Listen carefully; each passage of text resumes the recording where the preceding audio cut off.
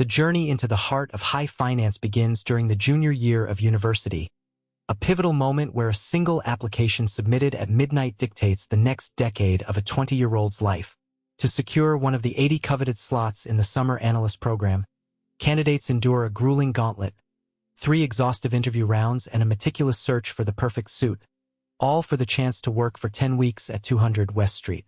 Upon arrival, the prestige of an Ivy League degree or a near-perfect 3.9 GPA evaporates instantly.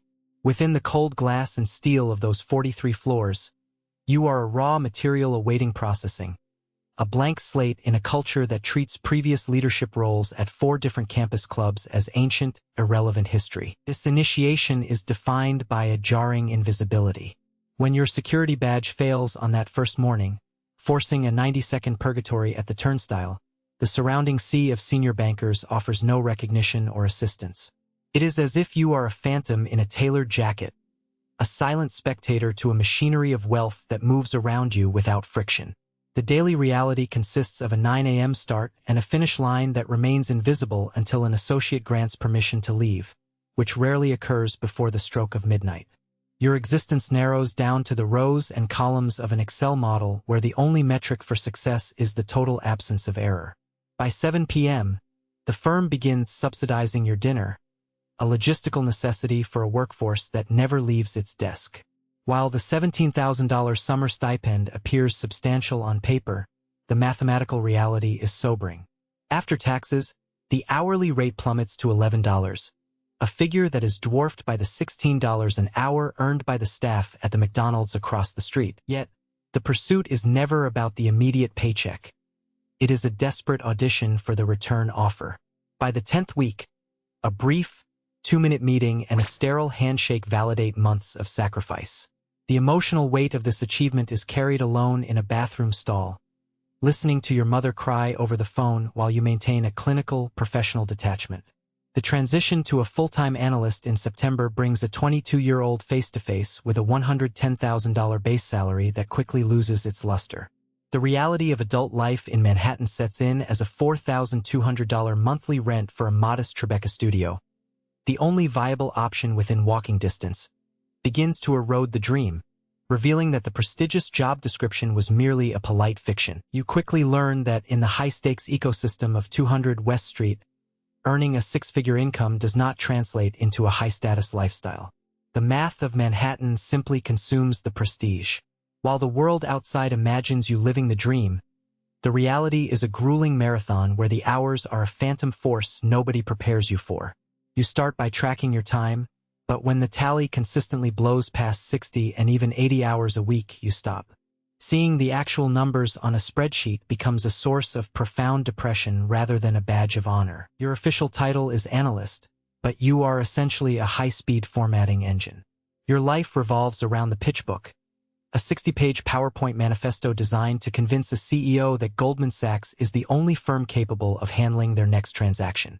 You spend your nights trapped in a digital assembly line, pulling from templates, obsessing over font consistency, and aligning text boxes with surgical precision to ensure every data point reflects the underlying financial model.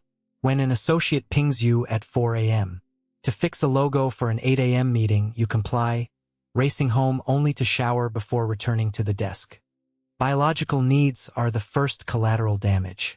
Sleep ceases to be a nightly ritual and transforms into a fragmented utility, snatched in 90-minute intervals on a subway bench, in the back of a speeding cab, or during a desperate moment in a bathroom stall on the 23rd floor. The arrival of the January bonus offers a fleeting reprieve. Receiving $40,000 gross, which nets out to $24,000 after the taxman takes his cut, makes you feel like a deity for exactly one afternoon.